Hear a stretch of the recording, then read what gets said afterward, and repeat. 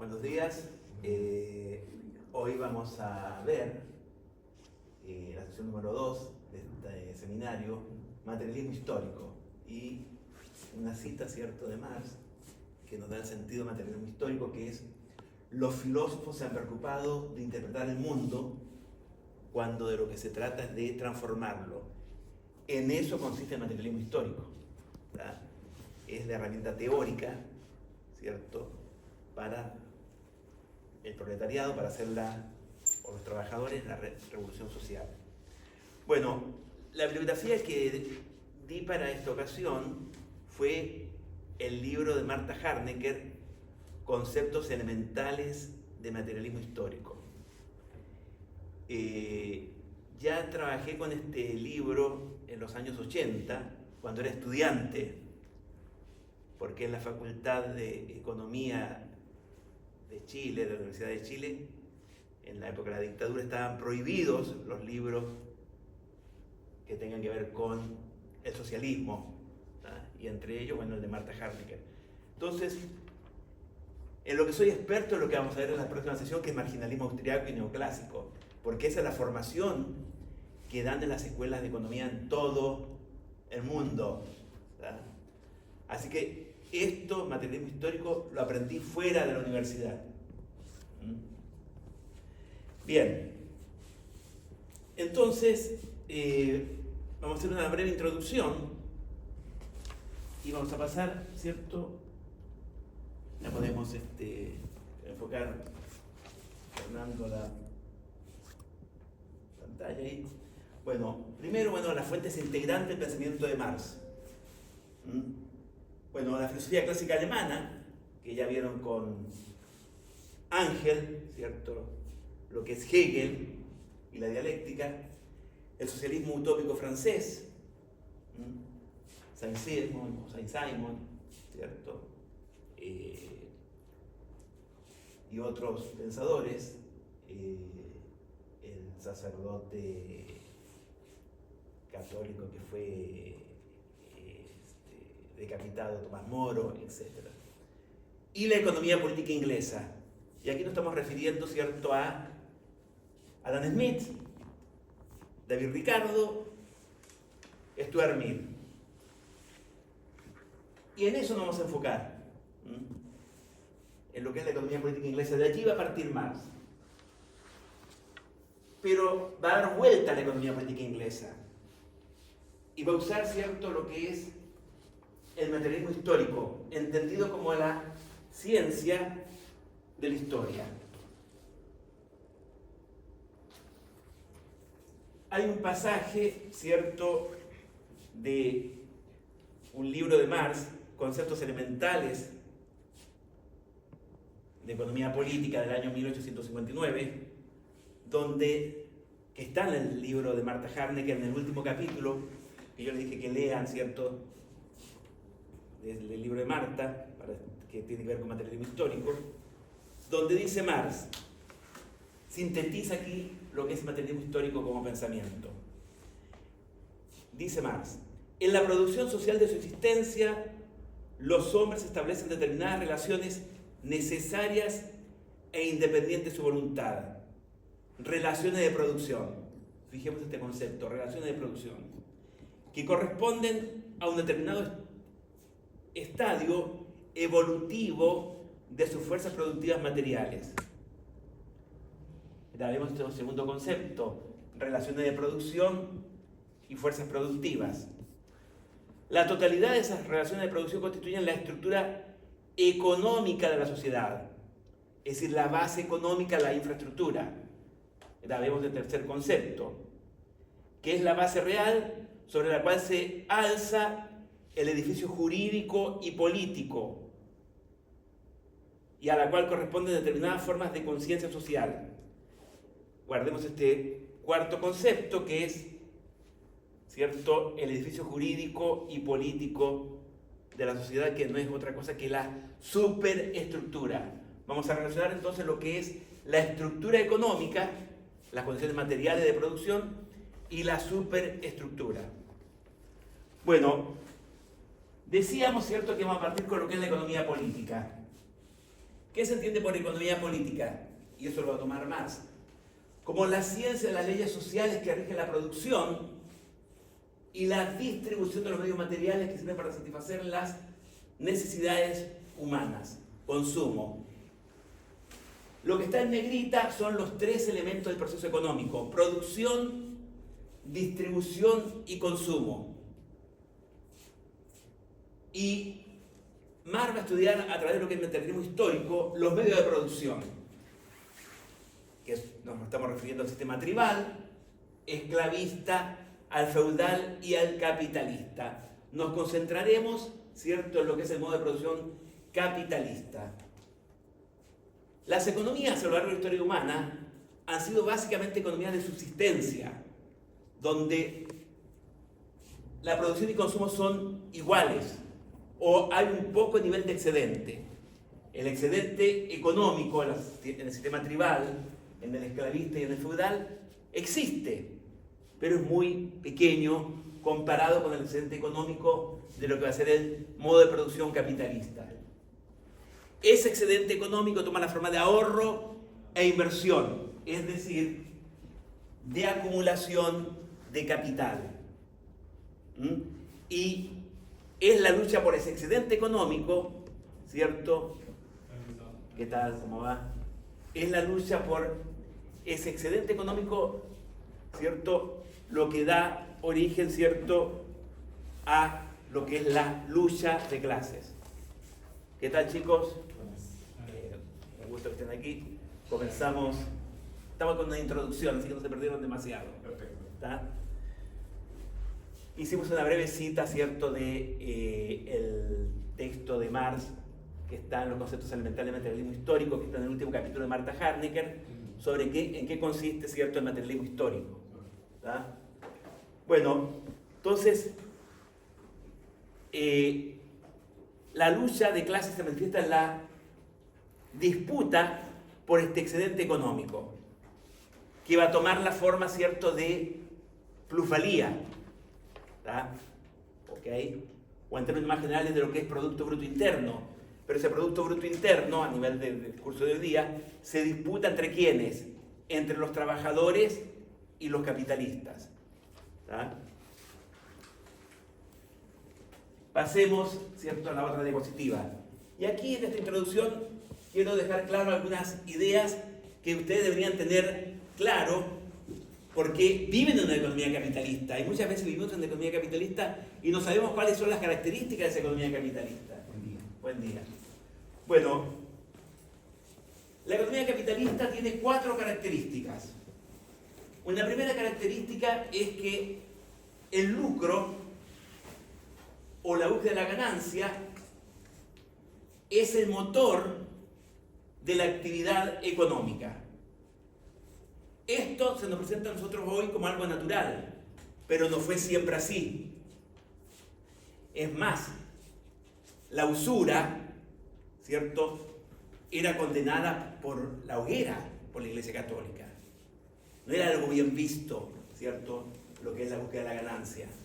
Bueno, va a justificar, ¿cierto?, la búsqueda de la ganancia, el lucro, lo va a justificar, ¿cierto?, lo que es la reforma protestante, a través de Calvino y de Lutero.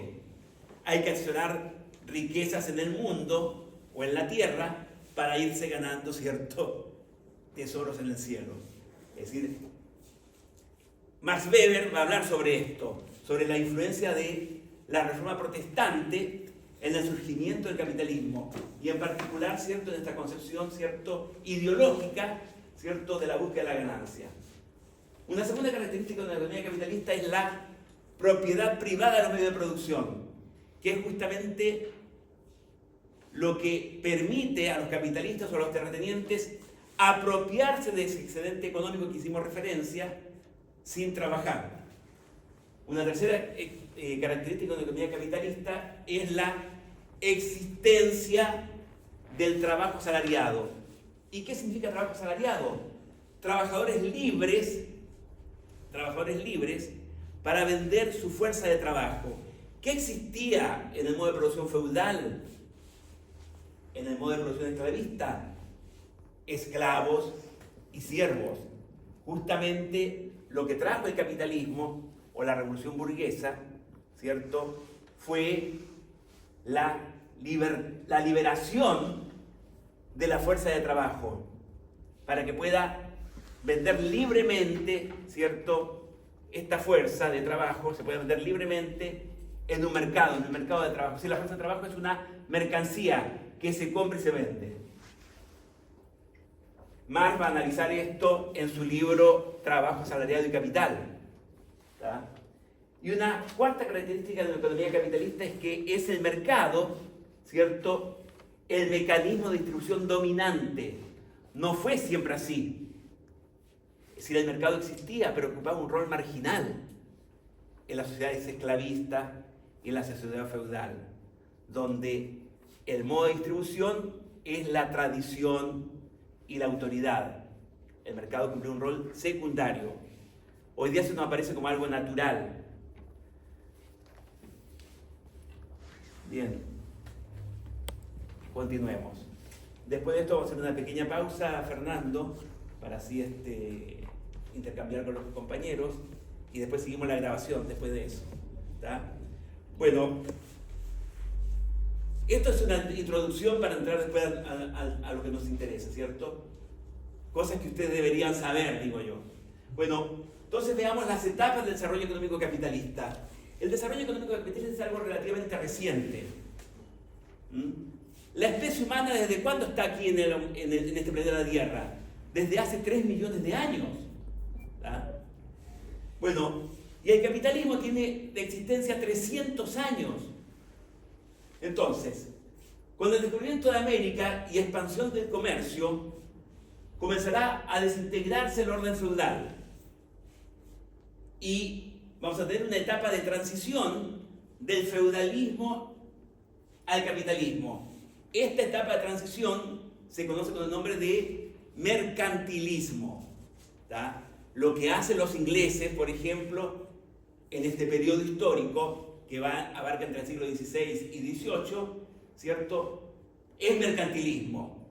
Es decir, atesorar oro y plata. ¿Y de qué forma? La acumulación originaria, diría Marx. ¿De qué forma? De dos formas. De algo que ustedes ya conocen de los ingleses, la piratería. ¿Tá? Ese es un mecanismo. Y la segunda forma es a través de el comercio. Y los ingleses, en esta etapa histórica, son proteccionistas. Es decir, tienen que proteger su industria. Ellos decían que la riqueza se encuentra en lo que es la acumulación de oro y plata. ¿Y cómo se logra esto? Vendiendo más de lo que se compra, exportando manufacturas, vendiendo al exterior manufacturas y comprando, ¿cierto?, materias primas. Y eso es lo que hacen Inglaterra, ¿cierto?, con España y Portugal en nuestra América. Bueno, lo que hacen los holandeses son préstamos. ¿Tá? Surge así el capital financiero en Holanda. Bueno, una primera etapa del capitalismo entonces, primero hablamos de la transición del feudalismo al capitalismo, es la etapa del capitalismo liberal o competitivo, que abarca desde la primera revolución industrial en Inglaterra a mediados del siglo XVIII, ¿tá? Es decir, 1870-1880. Marx, cuando escribe su libro El Capital, escribe la etapa de capitalismo competitivo. Eso hay que tenerlo claro. Aunque él va a esbozar en El Capital que va a existir un proceso de concentración de la producción y centralización del capital. Una segunda etapa del capitalismo es el capitalismo monopólico e imperialista, que abarca entre 1880 a 1929. Asociado, ¿cierto?, este capitalismo monopólico e imperialista a procesos de concentración de la producción y centralización del capital. Una tercera etapa del capitalismo, ¿cierto?, es el capitalismo del estado de bienestar, que comprende desde finalizada la Segunda Guerra Mundial hasta fines de los 70.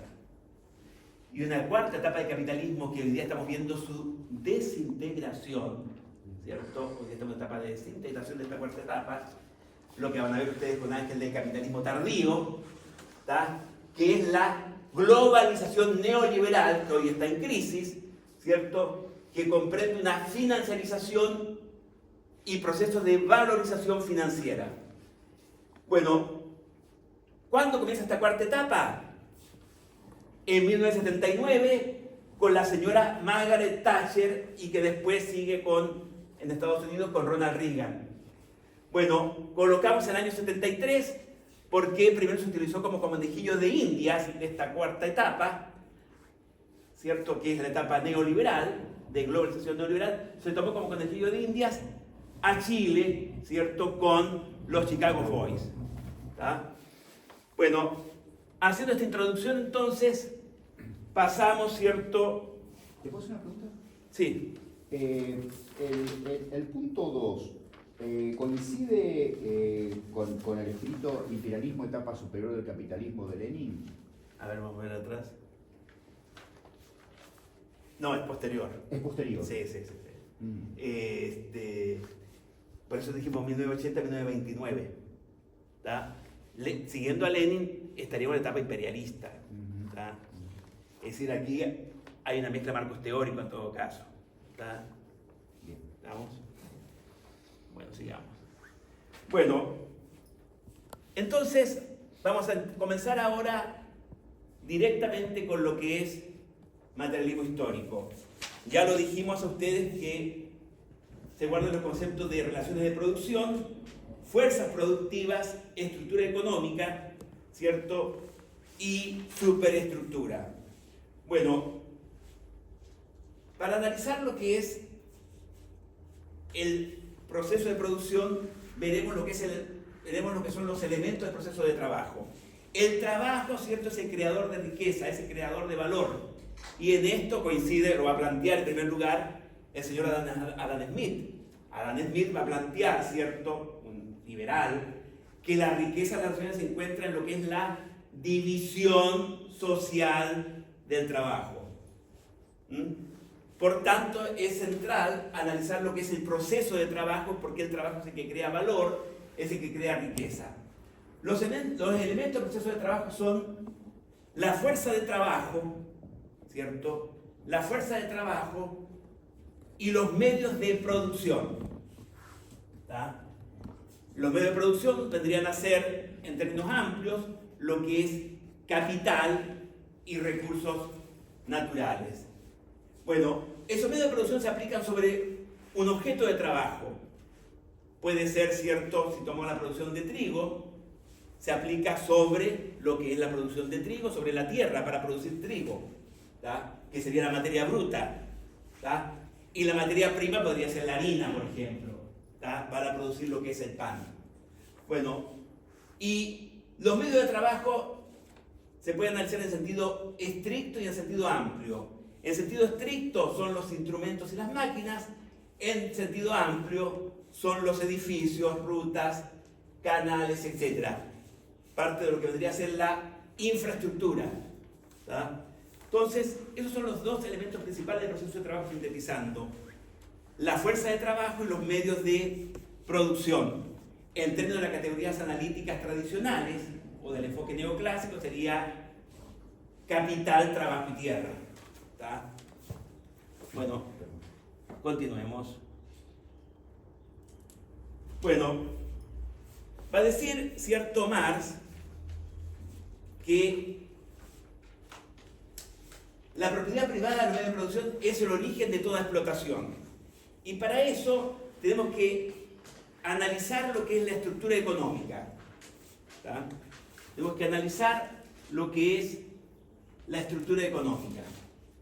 Y en este gráfico estamos sintetizando lo que es la estructura económica. Se denomina estructura económica, infraestructura, ¿cierto?, o base económica. ¿Y qué comprende la estructura económica? Comprende las relaciones sociales de producción y las relaciones técnicas de producción. Es decir, lo que constituyen las relaciones, ¿cierto?, de producción. Bueno, ¿y cuáles son las relaciones de producción que establecen los hombres, ¿cierto?, en el proceso de trabajo? Son de propiedad y no propiedad. propietarios de los medios de producción y propietarios solamente de lo que son su fuerza de trabajo. ¿Tá? Bien. Ahora, la conjunción, ¿cierto?, de lo que son de las materias primas, los medios de trabajo y la fuerza de trabajo, lo que son las relaciones sociales de producción, va a dar origen, ¿cierto?, a un producto. Y ese producto va a ir creciendo a lo largo del tiempo, por lo que denomina Marx, ¿cierto?, las fuerzas productivas. ¿Qué son las fuerzas productivas? Las fuerzas productivas son las fuerzas que resultan de la combinación de los elementos del proceso de trabajo. ¿Cuáles son los elementos del proceso de trabajo?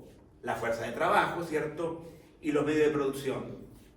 Y su resultado, el resultado, ¿cierto?, de esa interrelación que hay entre las relaciones de producción y las relaciones técnicas de producción va a ser, ¿cierto?, la productividad. ¿Tá? Entonces, ¿qué dice Marx?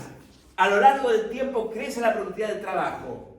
¿Por qué crece la productividad del trabajo? Porque mayor producción en un menor tiempo. Y esto es consecuencia, ¿cierto?, de una mayor especialización de la fuerza de trabajo y de un mayor desarrollo de lo que son los medios de producción. Bueno, también está lo que es la ciencia y la tecnología. Y aquí hay un debate dentro de lo que es la economía marxiana. ¿Dónde ubicamos, ¿cierto?, la ciencia y la tecnología? ¿En la base económica, en la infraestructura, en la estructura económica o en la superestructura?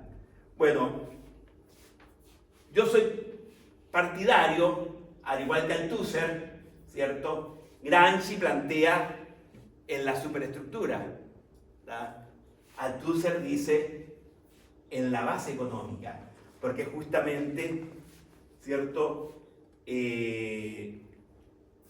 la ciencia y la técnica se aplica a lo que es la producción, ¿tá? Y lo que se busca, ¿cierto?, es aumentar la productividad. Puede haber una interrelación entre las dos cosas. Ojo, Gramsci plantea también que la ciencia y la técnica tiene una cierta orientación ideológica. Es decir, están las dos cosas relacionadas, uno podría decir. Pero yo coloco más acento, igual que Althusser, en la estructura económica, porque son las condiciones materiales de vida los que determinan la conciencia. Es decir, si yo soy católico, es porque nací en un contexto, en una estructura económica y social determinada. Es decir, mis creencias vienen de la estructura económica y social donde yo nací. Si hubiese nacido en la India, seguramente tendría otra visión del mundo. ¿Está? Bien. Entonces decíamos nosotros que en la estructura económica, ¿cierto?, tenemos las relaciones sociales de producción, que son de explotador y explotado, propietario de los medios de producción y no propietario de los medios de producción. Y eso es central, ¿cierto?, en lo que es la lucha por ese excedente económico. Bueno, en esta diapositiva, ¿cierto?, se definen rápidamente lo que son las relaciones técnicas de producción, las relaciones sociales de producción, ¿cierto?, y las relaciones de producción, que es el conjunto de las relaciones de producción, es el conjunto formado de las relaciones técnicas de producción y sociales de producción. Bien. Las fuerzas productivas, ahí se define lo que son las fuerzas productivas, ¿cierto? Y finalmente se dice que la separación de los trabajadores del medio de producción, se contradice con el carácter cada vez más social que adquiere el trabajo colectivo. Es decir, el producto, ¿cierto?, que bruto interno en síntesis, es resultado de un trabajo social, no de un trabajo aislado. Es consecuencia de una división social del trabajo.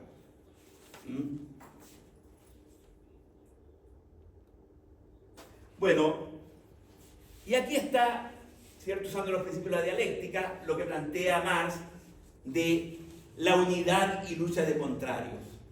Es decir, la contradicción que surge entre las fuerzas productivas y las relaciones de producción. ¿Tá?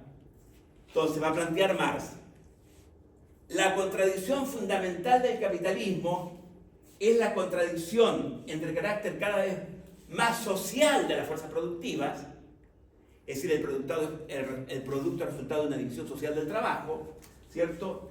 Y la propiedad privada capitalista, es decir, la apropiación privada del excedente económico del cual hablábamos.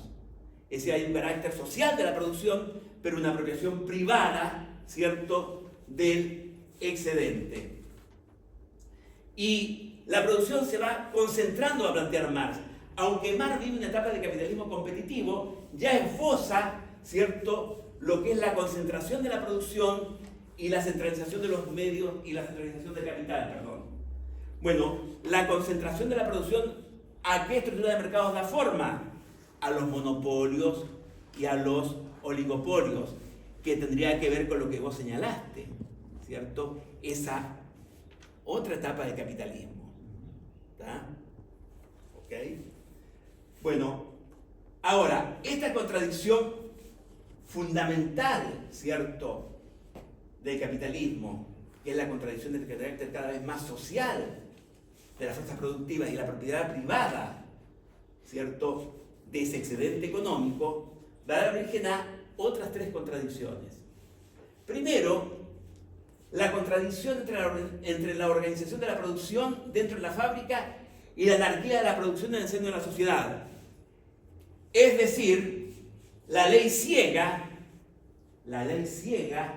de la oferta y la demanda, va a decir Marx. ¿Y por qué la ley ciega de la oferta y la demanda? Y aquí voy a plantear un ejemplo de Milton Friedman. Claro, lo tomo de un libro de Milton Friedman, Teoría de los Precios. ¿Qué dice Milton Friedman? Para que ustedes vean la ley ciega de la oferta y la demanda. ¿Qué es más conveniente producir, dice Milton Friedman? ¿Galletas para perros o leche para pobres? Hoy día podemos hacer esa pregunta, ¿cierto?, acá en el Capital Federal. ¿Qué es más rentable producir? ¿Galleta para perros o leche para pobres? ¿Y qué dirías vos como empresario? Leche. Sí, el pobre no tiene una demanda solvente. Ah, bueno, porque hay reflexión de la demanda, sí. No, el perro, es decir, Bueno, el pobre, en otro caso también. el pobre no tiene demanda. Para que tú puedas hacer efectiva tu demanda, ¿qué requiere? Dinero. La demanda tiene que ir acompañada de dinero. Es más rentable producir galletas para perritos de Barrio Norte. Porque la demanda de galletas de los perros de Barrio Norte va acompañada de una demanda solvente. ¿De quién? De los dueños. Y por eso tú puedes ver que hay muchos perros que viven mejor que seres humanos. Tengo una anécdota sobre este tema. Voy al almacenero, al verdurero de la esquina, y de pronto hay un perro, ¿cierto?, que tenía atado la dueña en la verdulería. Ella estaba comprando lechuga, tomate, qué sé yo, que comienza a ladrarle a un vagabundo, a un linchera. Comienza a ladrarle. Y hay un policía y se acerca y le dice: linchera, por favor. No sé si le dijo linchera, pero córrase, no molesta al perro. ¿Ah? Buenísimo. Bueno, yo intervine, ¿cierto? Le dije: discúlpeme, bueno, no quiero entrar en detalle, ahí tuve una pequeña controversia con el policía, ¿está? Bien, normal, no me pidió documentos. Terminamos la controversia.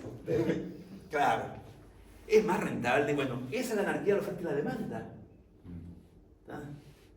Es decir, hay miles de millones de personas sin poder comer, sin embargo, hay perros que viven mejor, ¿cierto? Es decir, hoy día el problema de las necesidades humanas está resuelto. ¿Cuál es el problema? La distribución. Y eso lo vamos a ver más adelante.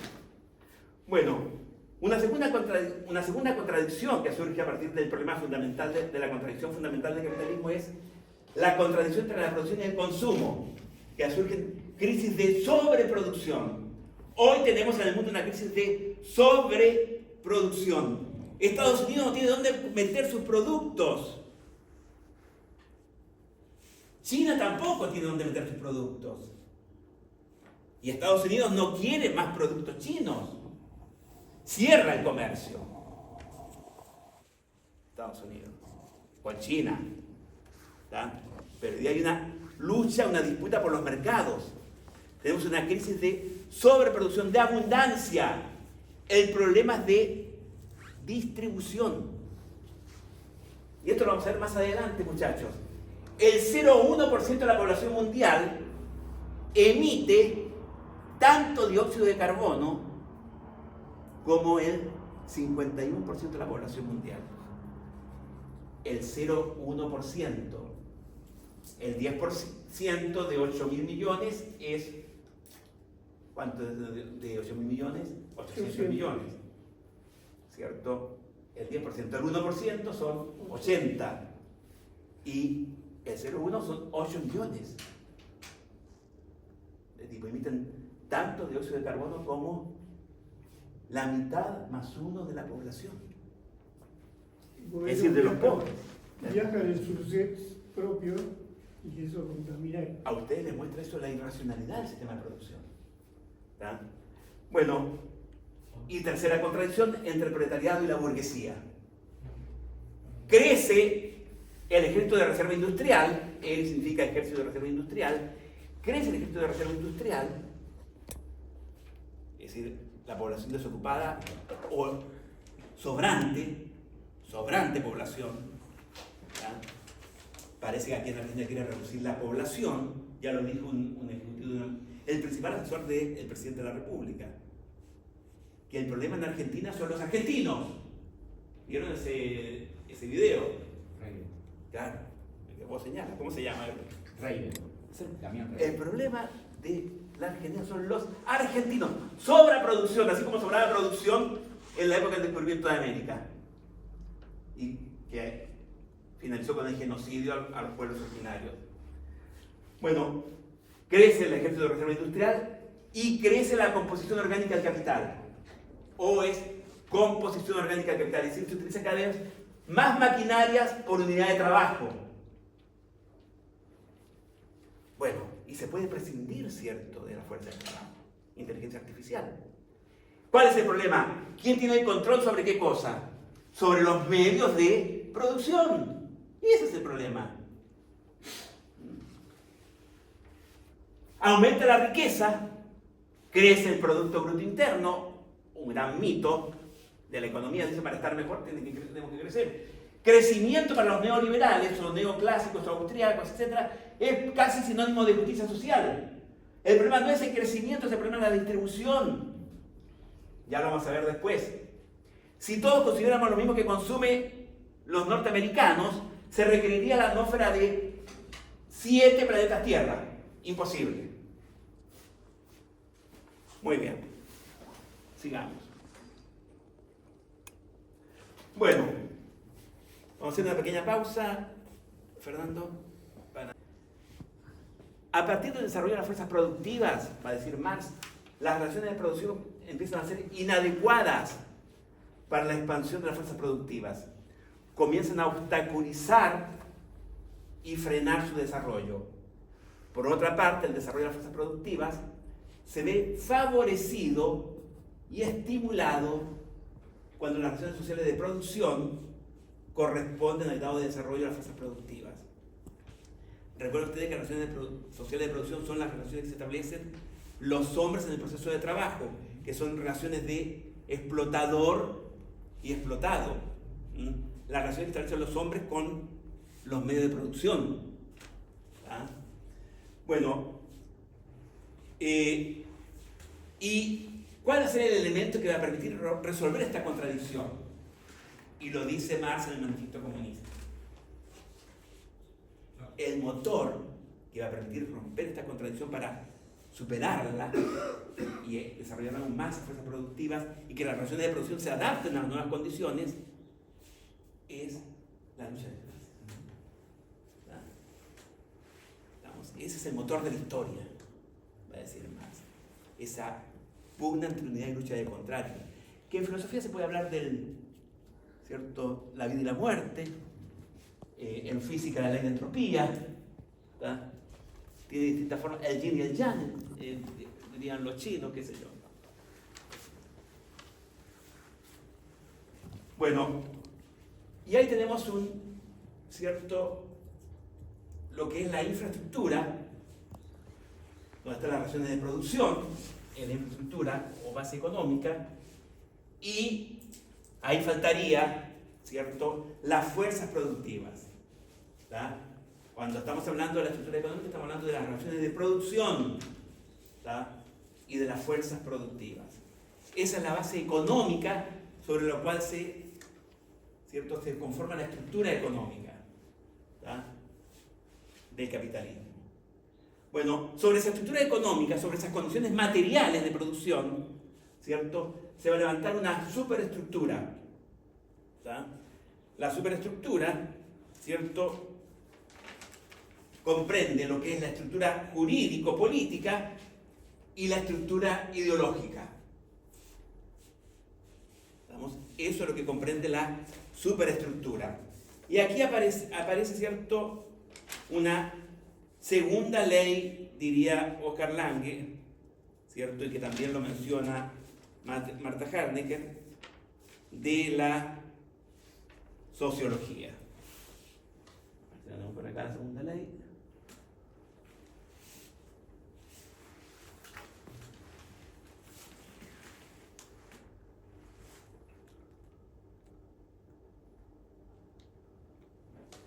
Esta segunda ley sería la ley de correspondencia necesaria o no necesaria, ¿cierto?, entre la superestructura y la base económica.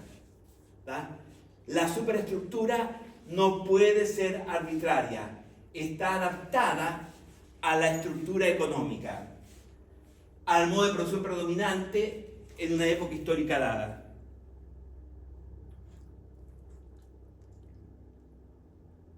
Y esa superestructura, ¿cierto?, tiene tres aparatos. ¿Tá? Y ahí tenemos lo que es el aparato del Estado. Las instituciones represivas, las instituciones técnico-administrativas y las instituciones ideológicas. Dentro de lo que son las instituciones ideológicas tenemos este ámbito, lo que es la universidad, la educación, ¿cierto?, la iglesia, ¿tá?, los medios de comunicación, que nos plantean una ideología, ¿tá?, un sentido común. Las instituciones técnico-administrativas,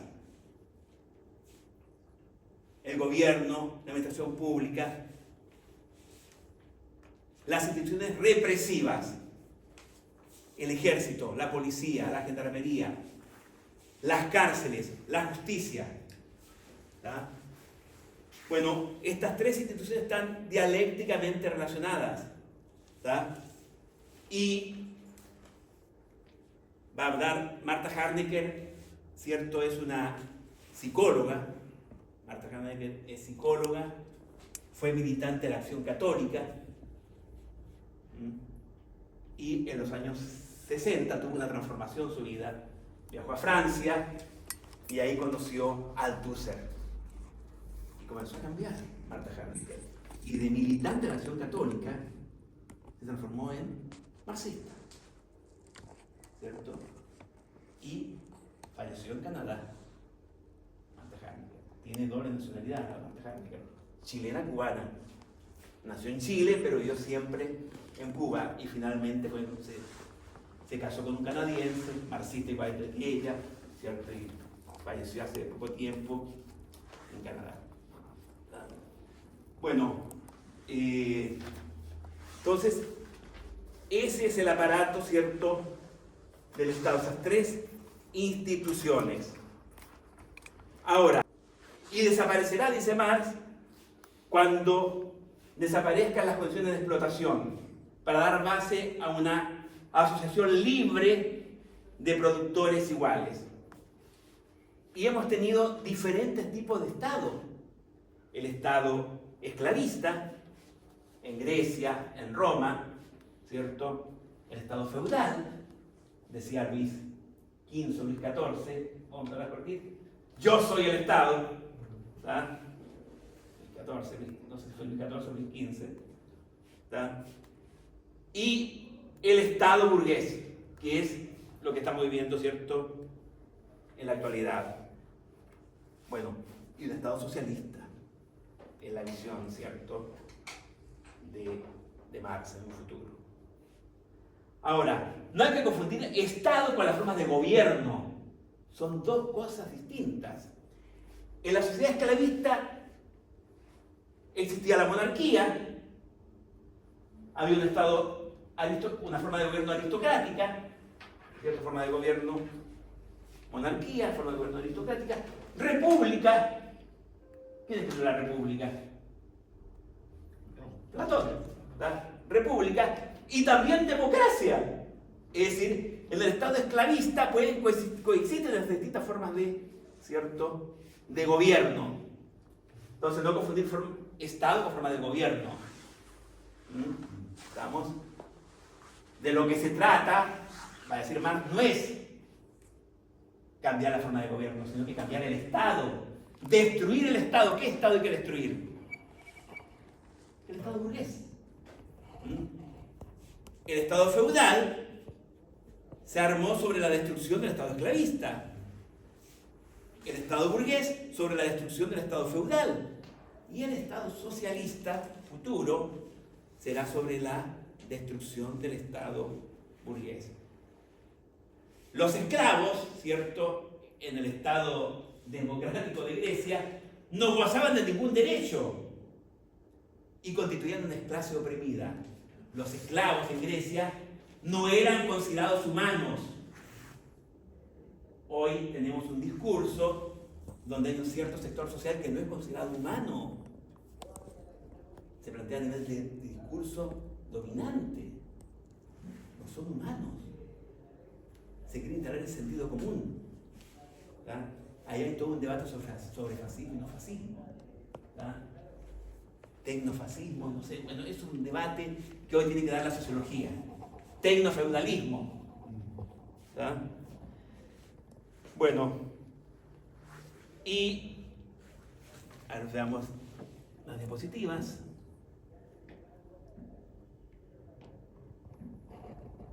Bueno, ahí en esta diapositiva está más o menos lo que ya hablé, ¿cierto? Los tipos de Estado, etc. Bueno, hemos ido avanzando entonces. Bueno, por último, ¿cierto? Y esto también podría considerarse una ley de la sociología, de pronto por Oscar Lange. Aquí tomamos Oscar Lange, que no se los di de bibliografía, ¿tá? Economista polaco. Habla, ¿cierto?, Oscar Lange de el carácter conservador de las relaciones sociales y la conciencia social. El carácter conservador de las relaciones sociales y la conciencia social. ¿Y qué es lo que nos va a sacar de ese estado conservador de las relaciones sociales y la conciencia social? Ese motor de la historia, que es la lucha de clases. ¿Tá?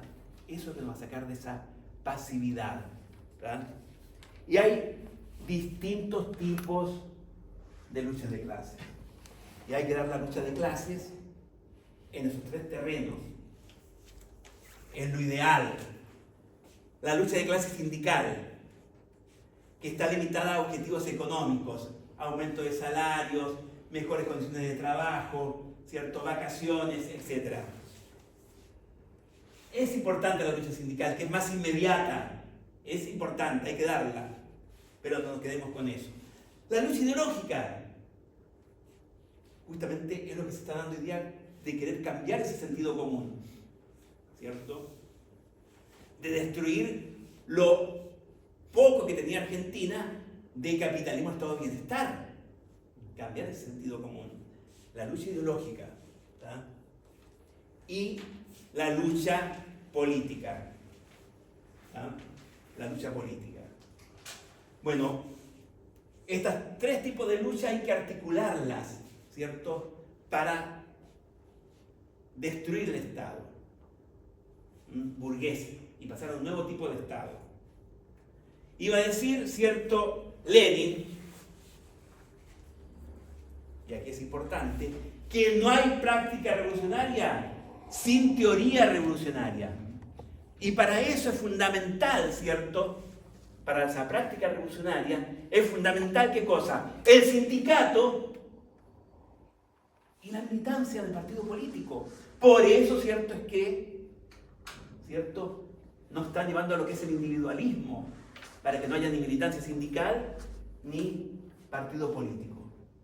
Entonces hay que militar, chicos, en la organización barrial, ¿cierto?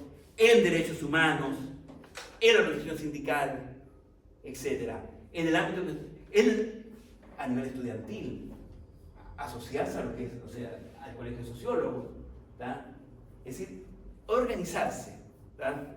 Entonces, finalizo entonces este primer encuentro presencial con esta idea, ¿cierto? Que de Lenin. Si queremos tener una práctica revolucionaria, tenemos que tener una teoría revolucionaria. Y hacia eso apunta, ¿cierto?, esta concepción materialista de la historia de Carlos Marx, que es el materialismo histórico. Concepción materialista de la historia. Algunos critican a Marx de pronto que tiene una visión muy economicista. Lo que pasa es que el debate en aquella época era con los socialistas utópicos. Entonces había que poner acento, ¿cierto?, en lo que son las condiciones materiales de vida. Pero está relacionado. Por eso van a ver ustedes con Ángel el gran aporte de Gramsci, ¿cierto?, a la teoría marxista. Gramsci, que escribió mayor parte de sus textos en la cárcel. Bueno, con esto finalizo y si hay alguna consulta, pregunta, debate, ¿tá? Esto solamente es invitarlos, ¿cierto?, a la lectura. Esto lo vamos a colgar, ¿cierto?, por internet. Después les envío. Bueno, el próximo encuentro, ¿cierto?, es el próximo sábado, lo que es el marginalismo austriaco neoclásico, que es justamente lo que hoy día se quiere imponer acá en Argentina. Y que les tengo que decir que es lo que yo más sé, porque ya lo decía Marx, hay que conocer lo que piensa el enemigo, ¿tá?, para poder vencerlo.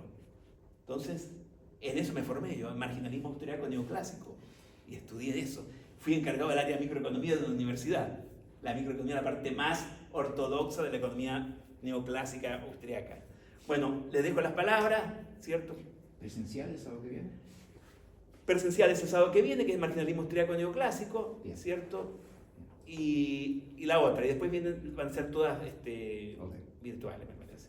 Yo creo que la última va a ser virtual, ahí vamos a ir viendo. Después vienen 2 sesiones la que viene en mi clase, 2 más mi clase, después vienen 2 clases de Ángel, ¿tá?